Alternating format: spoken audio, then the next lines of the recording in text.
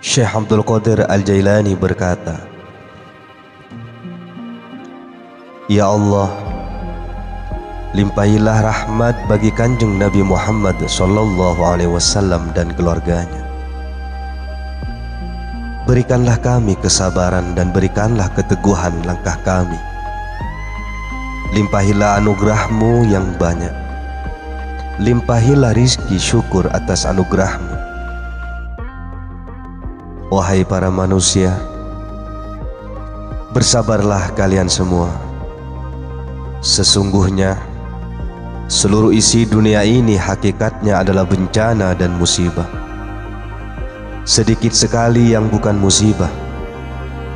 Setiap rasa nikmat melainkan diiringi oleh derita, dan setiap kesenangan melainkan ada kesedihan.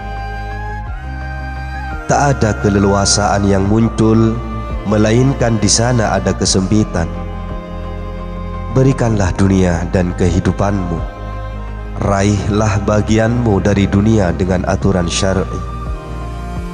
Karena aturan ilahi itu merupakan terapi bagi penyakit dari duniamu. Wahai anak muridku, berjalanlah di alur syariat jika Anda menghendaki, dan raihlah melalui tangan amr ilahi manakala Anda tergolong kaum sufi,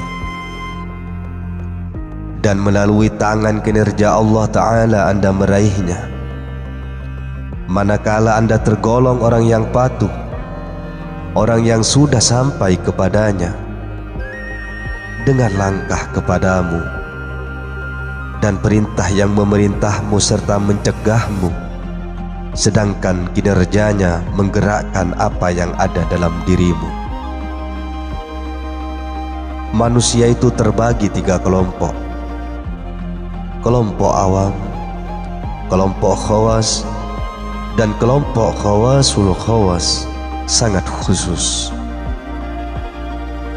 Manusia awam adalah muslim yang takwa, yang memegang teguh aturan syariah dalam ibadahnya, dan mereka ini masuk dalam kategori firman Allah Subhanahu wa Ta'ala, apa yang datang dari Rasul ambillah, dan apa yang dilarang bagimu hindarilah. Jika hal ini bisa sempurna lahir maupun batin, hati hamba akan cemerlang. Lalu hatinya merasa cukup karena berpegang pada syarak. Lalu ia meraih ilham dari Allah Ta'ala, karena ilhamnya ada dalam segalanya. Sebagaimana firman-Nya, maka Allah mengilhaminya, baik sikap menyimpangnya dan ketakwaannya. Hamba ini begitu bertakwa hatinya dan terus memandang ilham ilahi. Tandanya ia meraih zahirnya perintah, bahwa dalam kehidupan ini ada yang merajai, di mana kekuasaan ada di tangannya. Lalu cahaya hatinya memancar karena itu. Setelah menjalankan ibadah syariatnya dengan kekuatan imannya dan tauhidnya, setelah hatinya keluar dari dunia dan jagat makhluk ini dengan segala keruwetan dan busa-busanya, lalu datanglah subuh hari, datanglah cahaya iman, cahaya taqarrub dari Tuhannya Azza wa Jalla, cahaya amal dan cahaya kesabaran, cahaya kasih dan ketentraman. Semua ini buah dari ibadah menurut aturan syariah, dan berkah di balik semua itu. Sedangkan para abdal atau wali abdal adalah kaum khawasul khawas, justru yang memberikan fatwa syara. Lantas mereka ini memandang perintah ilahi, kinerja, gerak, dan ilhamnya. Selain itu semuanya berarti kehancuran dalam kehancuran, sakit dalam kesakitan, haram dalam keharaman, kepusingan dalam pokok agama, rumit dalam hati, dan runyam dalam jasadnya. Wahai kaum sufi, apa yang diberlakukan oleh Allah Ta'ala bagimu sesungguhnya agar kamu memandang bagaimana kamu memberlakukannya. Apakah kamu bisa kokoh atau sebaliknya malah lari? Apakah kamu jujur atau mendustakan?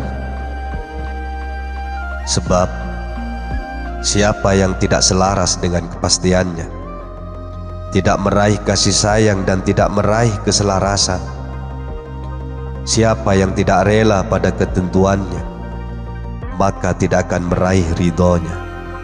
Siapa yang tidak memberi, tidak diberi. Wahai si bodoh, kamu ingin berubah dan berganti sesuai dengan seleramu. Kamu jadi Tuhan kedua dengan menginginkan agar Allah Azza wa Jalla berselaras dengan dirimu. Kamu harus membalik pandanganmu agar kamu benar.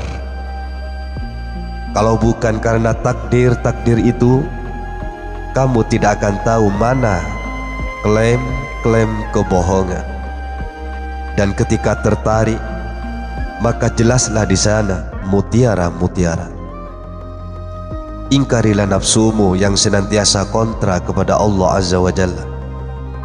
Kalau kamu bisa kontra pada nafsumu, kamu pasti bisa kontra pada selain dirimu.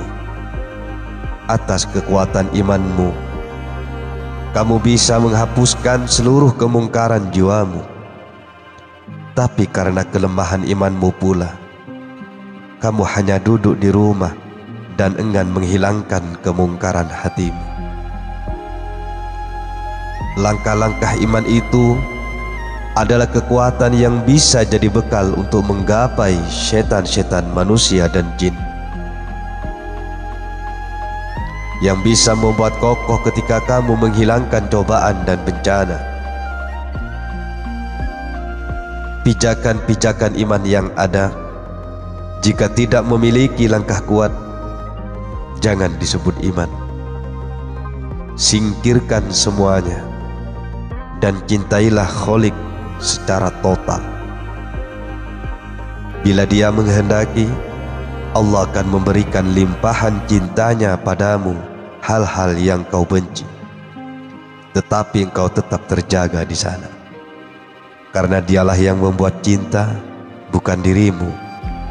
Sebagaimana sabda Nabi Sallallahu Alaihi Wasallam, ada 3 hal dari duniamu yang membuat aku mencintai: wewangian, wanita, dan kesejukan jiwa dijadikan padaku dalam sholat.